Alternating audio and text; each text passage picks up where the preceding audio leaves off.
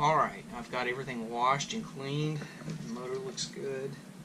There are three little screw holes. I can never get all the little bit of junk out of it, but you can see it looks really good. And so have the fan blades. Cleaned every one of them. So now it's time to reassemble. It's not that hard as long as you know which blades to put in first, because there is an order. And if you don't put them in right, it will cause havoc. And like I said, if you need to, mark each blade as you take it off so you know.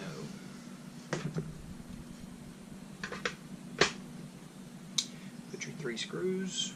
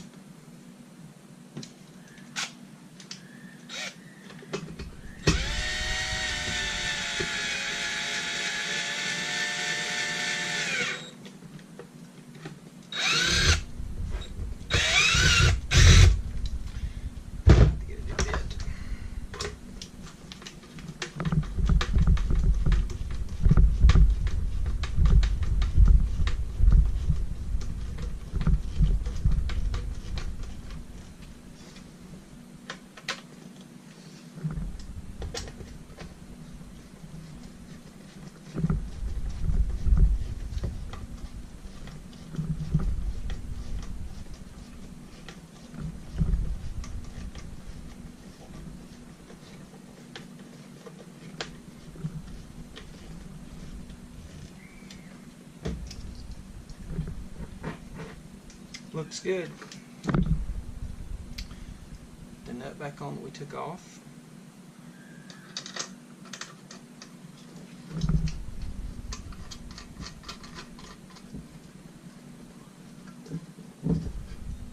I typically don't take the wrench to that. I just hand tighten this one. That's it. That's the motor. She looks good.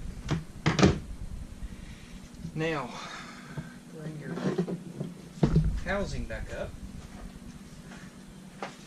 If you're going to take one apart, go ahead and clean out. I'll wipe down the inside with alcohol, kind of sterilize everything, clean it up really good. Same way with the top of the motor housing as well. And these, all you need to do is align the motor back up. Exhaust here points always toward the back of the machine. And these new motors, they literally basically just press it in. And sometimes I have to stand up to get it to work. Do that. Hang on a second.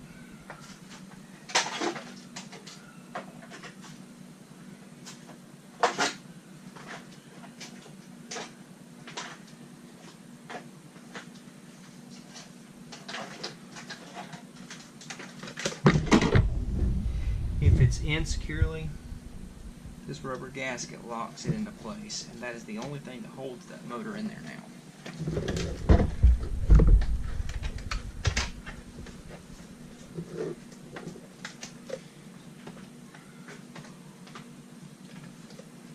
Cord. I always point the cord towards the back of the machine. You can put it down, totally up to you. I think they come pointed towards the back. Now that the motor's securely in, I do have to put back on the brains behind it. So again, if you've never done this before, always mark where you unplugged from. First things first, I did vacuum off the foam insulation to go in here, and you can kind of see the front of the machine, back of the machine. So just put it down. The wires do go inside this.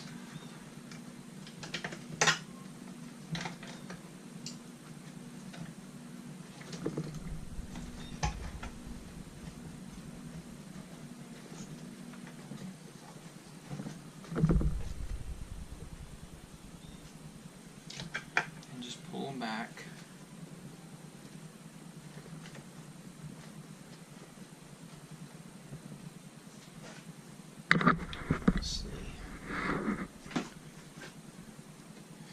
that's what it looks like. Everything's snug and tight. And the 3 connections always point towards the back, your exhaust, and then the 2 in the front. So basically this just snaps on top of the motor. I may have to set this down to do it. There it went. That's it. Now it's just a matter of connecting the wires again. And I'm going to set this down to do this.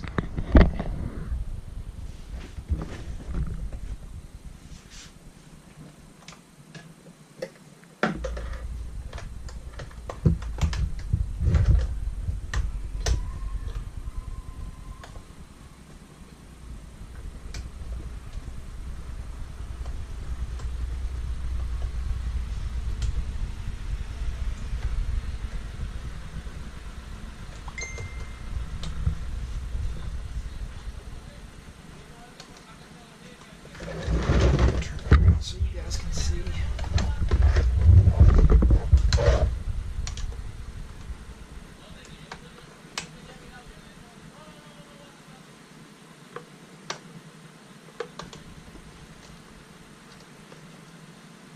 And they put these little clips here so you can put the wiring in there so it doesn't move around.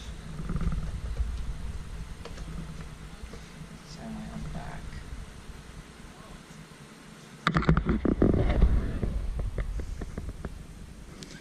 You see the wires.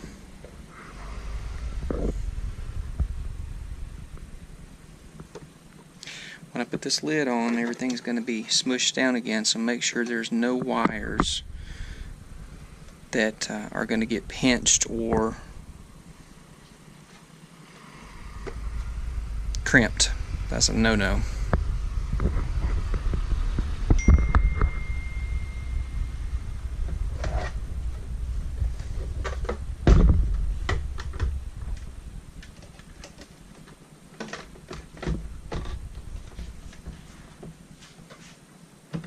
You can always double check.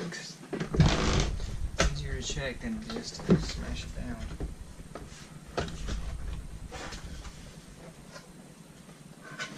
Good.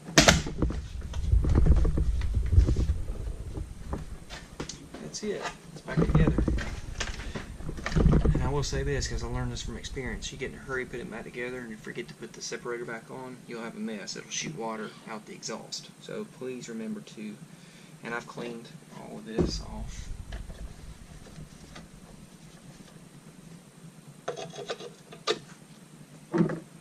I always hand tighten this as well. You can use a little wrench tool, but it's just plastic, so I never tighten it more than that. Put the little tool back in there. I do need to clean the intake. It's a little dirty. Take that and wash it out in the sink. Other than that, HEPA filter needs to go in. So again, brand new HEPA. It's got a lip down here at the bottom, so just sit it in. Then snap your exhaust plate. Top goes in first.